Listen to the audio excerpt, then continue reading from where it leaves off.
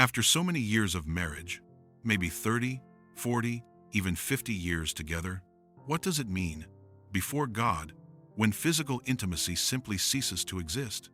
This is a question that many Christians over 65 carry in silence, because you have lived a history, you built a family, you faced difficult phases, raised children, overcame losses, remained together. But now, in this calmer, or sometimes lonelier, phase, something has changed within the marriage. The touch is no longer the same, the desire has diminished or disappeared, and that which was once part of life as a couple has been left behind. And along with that, a silent doubt may have come. Are we failing to live out something that God still expects of us? Have you ever thought about that? Because the truth is that almost no one talks about this subject within the church, especially when it comes to older couples. But the Bible does not ignore marriage at any stage of life. In 1 Corinthians 7, verse 3, it is written that the husband and wife should fulfill their marital duties to one another. This was written for couples, not for a specific age. In other words, the principle continues to exist. But here enters something that needs to be understood with spiritual maturity. God does not look only at the act. He looks at the condition, the heart, and the reality of each couple. After age 65, the body no longer responds as before. There may be physical limitations, illnesses, the use of medications, constant pain, or even a complete lack of desire. And God knows this. So the question ceases to be, do we have to continue as before? And becomes, how can we live this area of marriage correctly before God in this phase of life? Do you see the difference? It is not about ignoring what the Bible says, but it is also not about carrying a weight that God never placed on you. The mistake of many couples at this age is falling into silence, simply stopping, without talking, without understanding, without deciding together. And when this happens, the marriage continues, but without alignment in an important area of the covenant. And it is exactly here that the most important point begins. What God really expects a Christian couple after 65 to do when this part of life changes completely is what we will talk about next. After so many years of marriage, after children raised, battles won, losses faced, what does God expect of you now, when physical intimacy is no longer as it was before, or simply no longer exists? This is not a question for the young. It is a question for those who have lived much. And God's answer begins with something simple, yet deeply spiritual: agreement between the two of you. The Bible remains valid at 65, at 80, at 90 years old. And in 1 Corinthians 7, verse 5, it is written that the couple should not deprive each other except by mutual consent. Do you notice the detail? It is not about forcing, but it is also not about simply letting this area die, without conversation, without decision, without prayer. And here is something very real in the lives of many older couples. One day, the intimacy simply stopped. There was no clear conversation. There was no joint decision. It just kept being left for later and later and later until it disappeared. Have you noticed this happening in your marriage? Sometimes it was because of health, a surgery, a continuous medication, body pains. Sometimes it was exhaustion or even emotional after so many difficult phases of life. And without realizing it, you went from husband and wife to almost routine companions. But God did not call you to live merely as two friends sharing the same house. He called you to live in a covenant until the end. And this includes treating this subject with respect, maturity, and, above all, with truth. Perhaps today you no longer have the physical conditions you once had, and God knows that. But what He expects is not performance. It is an aligned heart. It is sitting together, perhaps at the breakfast table, perhaps in a quiet moment of the afternoon, and having a conversation you never had. Is this over for us? Or have we just never talked about it? Do you miss it? Or are you at peace with it? How can we live this phase in a way that pleases God? Because the greatest mistake in this phase is not the absence of sex. It is the absence of communication within the covenant. And when this is not addressed, small distances begin to grow in the silence. Now, there is an even more delicate situation, and very common among couples over 65, when one still feels a need for closeness and the other no longer feels anything. And how to handle this without hurting, without forcing, and without disobeying God? This is more common than it seems, and it needs to be handled with much wisdom. If this message is touching your heart, leave your amen here in the comments. It shows that you are not alone on this journey, because the next point may bring a direction that many have never received within the church. And when one still feels a need for closeness, but the other no longer feels it, what does God expect of you in this situation? This is a reality more common than many admit.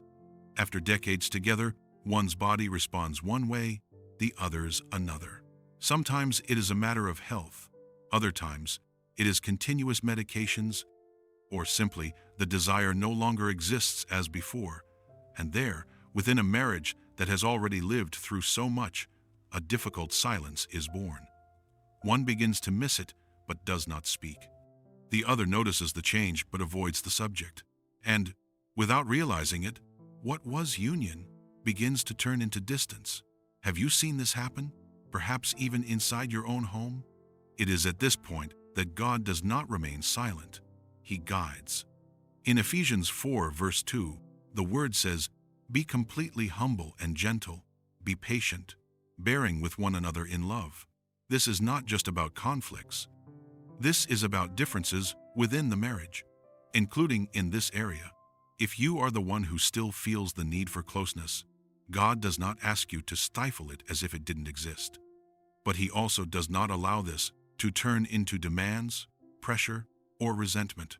The biblical path is to speak with gentleness, with respect, at the right time, without accusing, without demanding, but being truthful. Now, if you are the one who no longer feels the desire, God does not place you under guilt, but He also does not release you to completely ignore your spouse. Because marriage, until the end of life, continues to be mutual care. And here enters something very important, especially after 65. Intimacy can change form, but it should not disappear completely. Perhaps sexual intercourse no longer exists, but there can still be touch, affection, presence, emotional closeness, a longer hug, sitting side by side on the couch, a sincere conversation at the end of the day. This is also intimacy before God. Does that make sense to you? Because what God expects is not physical performance, but a heart that continues to turn toward the other. And when this is neglected, the marriage does not end, but it can grow cold in a silent way. Now, what about when the couple has already talked, already understood, and both recognize that physical intimacy really is no longer part of their reality? What God expects of this marriage from here on is not less. In fact, it is deeper than many imagine. And when you two have already talked with sincerity, have already understood the limits of the body, and have reached an agreement that physical intimacy really is no longer part of the reality of the marriage, what does God expect of you now? He expects the marriage to remain alive before Him. Because the absence of a physical relationship does not end the covenant. It changes the form, but it does not diminish the spiritual responsibility you have toward one another. And here is something many couples over 65 have never heard clearly. When this area ceases to exist, God calls the couple to strengthen their spiritual unity even more. In Colossians 3 verse 14, it is written, "And over all these virtues put on love, which binds them all together in perfect unity." In other words, what sustains a marriage until the end is not the physical, it is love practiced daily. And this love needs to be intentional.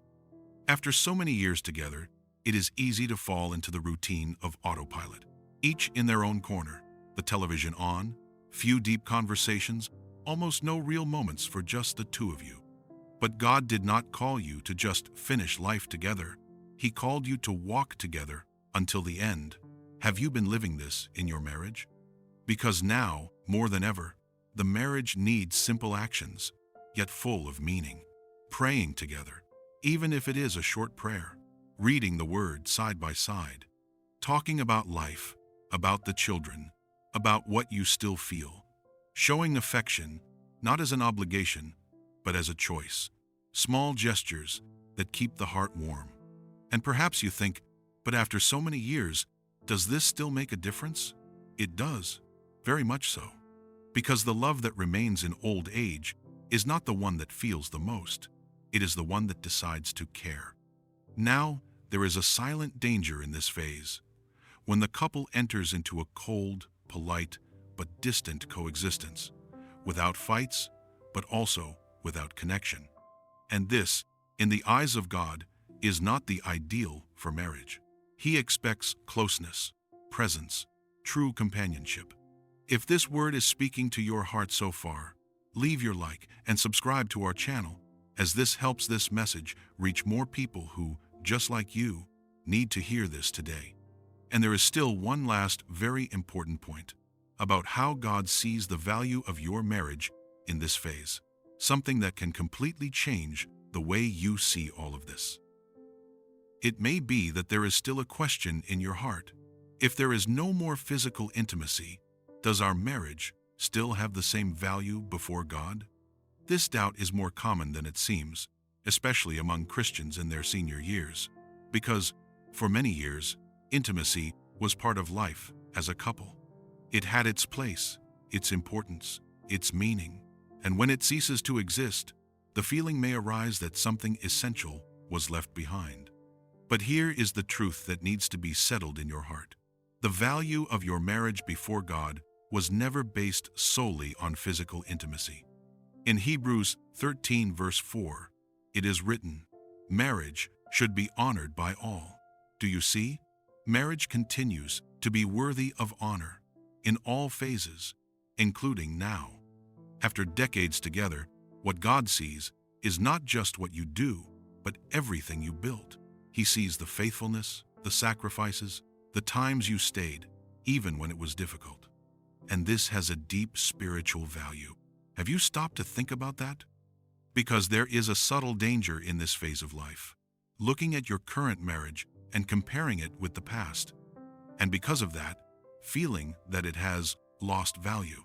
But in reality, it changed form. Today, perhaps the same physical intensity no longer exists, but there is something many younger couples haven't even learned yet: remaining. And remaining is spiritual. In Matthew 19 verse 6, Jesus says, "What God has joined together, let no one separate." This union is not sustained only by the body, but by a daily decision to continue side by side. Even when everything changes, even when time passes, even when some parts of life cease to exist. And here is something very important. God does not look at your marriage now with disappointment. He is not expecting you to live as if you were 30 or 40 years old. He is looking to see if there is still honor, care, and commitment, if you still treat each other with respect, if you still choose each other, even in the small things. Because, in the end, what glorifies God is not the phase of the marriage, it is the faithfulness within it. And this leads us to a conclusion that is very clear and, at the same time, very liberating. After all this, perhaps you are sincerely wondering, so, in practice, what should I do from now on? That is the right question. Because God does not want you to leave this reflection merely emotional. He wants to give you clear direction. If today there is no more physical intimacy in your marriage, the first step is this: do not leave it undefined. If there hasn't been an open conversation yet, have that conversation, calmly, without accusation, without pressure, but with truth. Because, as we saw, the Bible teaches that this area should be lived or adjusted with agreement between the couple. Now, if this conversation has already happened and you have reached a sincere understanding, respecting each other's limits, then the next step is this: take care so that the absence of intimacy does not turn into distance in the relationship. This is essential because many couples over 65 do not drift apart because of fights, but because of a lack of connection. And this can be avoided with simple actions. Maintain touch, even if it isn't intimate. Talk every day, even if only for a few minutes. Show affection intentionally. Pray together, even if it is brief. Small decisions that keep the heart close. Have you been doing this in your marriage? And there is a third point, which few consider, but which is very important. Watch over your heart. Do not allow frustration, resentment, or silence to take root. If something bothers you, speak up. If something needs to be adjusted, address it. Always with gentleness, always with respect, but without hiding. Because marriage, until the end of life, continues to be a place of daily care. So keep this with you. God is not demanding of you what the body can no longer offer, but He continues to expect truth, unity, and active love. And when these three things are present, the marriage remains healthy before Him. So, if there is one thing you can take with you today, it is this. God is not looking at your marriage with demands, but with grace, wisdom, and understanding. He knows your story. He saw every phase, every struggle, every sacrifice throughout the years. And now, at this stage of life, what He expects of you is not performance, it is faithfulness in what is still possible to live. If there is agreement between you, if there is respect, if there is care, then you can rest. Your marriage continues to be worthy before God. If this word brought peace to your heart, share it with someone who also needs to hear it. Take the opportunity to leave your like and subscribe to our channel, Ageless Souls, to continue walking with us. May God continue to bless your life, and we'll see you in the next video.